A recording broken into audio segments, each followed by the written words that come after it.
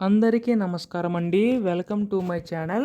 తెలంగాణ రాష్ట్ర వ్యాప్తంగా ఉన్న పెన్షన్దారులందరికీ కూడా రాష్ట్ర ప్రభుత్వం ఎట్టకేలకు గొప్ప శుభవార్త అయితే చెప్పిందండి. సో, ప్రస్తుతం మనకి రైతు భరోసా, ఆత్మీయ భరోసా, అలాగే మనకి ఇందిరమ్మ ఇళ్ళ వంటి పథకాలు కూడా రాష్ట్ర ప్రభుత్వం ప్రారంభించడం అయితే జరిగింది. అయితే ఎప్పుడెప్పుడు మనకి ఈ యొక్క ఆసరా చేతి పెన్షన్ నిధులు పెంచి అందిస్తారు అన్న దానిపై చాలామందికైతే సందేశం అయితే ఉందన్నమాట. ఈ వీడియోలో పూర్తి సమాచారం అంతా కూడా తెలుసుకుందామండి. సో, ఈ యొక్క ఆసరా చేయూత పెన్షన్లు అందరూ కూడా మనకి ఈ వీడియోని అయితే చివరి వరకు పూర్తిగా అయితే చూడండి. అప్పుడే మీకు పూర్తి సమాచారం అంతా కూడా తెలుస్తది. అంతకంటే ముందు చాలామంది ఈ వీడియో అయితే చూస్తున్నారు కానీ సబ్స్క్రైబ్ చేసుకోవడం లేదు. మీరు కనుక సబ్స్క్రైబ్ చేసుకుంటే నేను పెట్టే ప్రతి చిన్న లేటెస్ట్ అప్డేట్ కూడా మీరు ఎప్పటికప్పుడు మిస్ కాకుండా తెలుసుకోగలుగుతారండి. అందుకోసం వెంటనే ఛానల్ని అయితే సబ్స్క్రైబ్ చేసుకోండి. అలాగే వీడియోకి అయితే లైక్ చేయండి. దీని ద్వారా మరికొంతమందికి సమాచారం అయితే అందుతుంది. ఇంకా ఆలస్యం చేయకుండా వీడియోలోకి అయితే వెళ్ళిపోదాం.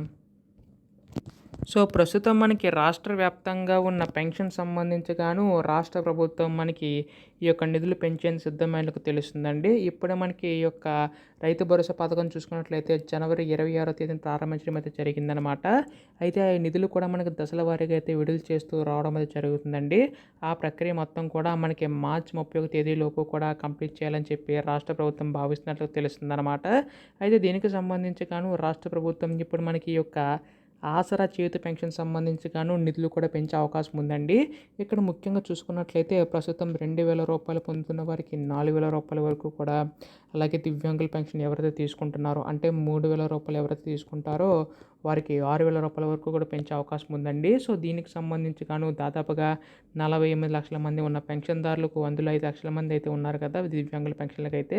సో, వారికి యొక్క పెన్షన్ పెంచేందుకు మంత్రి సీతక్క గారు కూడా స్పందన చేయడం అయితే జరిగిందనమాట. స్పందించడం అయితే జరిగింది. సో, దీనికి సంబంధించి గాను మనకి ఈ యొక్క నిధులు అనేవి అయితే విడుదల కానున్నాయండి. రాష్ట్ర ప్రభుత్వం విడుదల చేయబోతుంది అనమాట. సో, రేపు ఎల్లుండిలోగా దీనిపై అధికార ప్రకటన వచ్చే అవకాశం ఉందండి. ఎప్పుడు దీనిపై అప్డేట్ వచ్చినా కానీ మీరు ముందుగా తెలుసుకోవాలనుకుంటే మాత్రం ఛానల్ అయితే సబ్స్క్రైబ్ చేసుకోండి. ధన్యవాదములు. జై హింద్.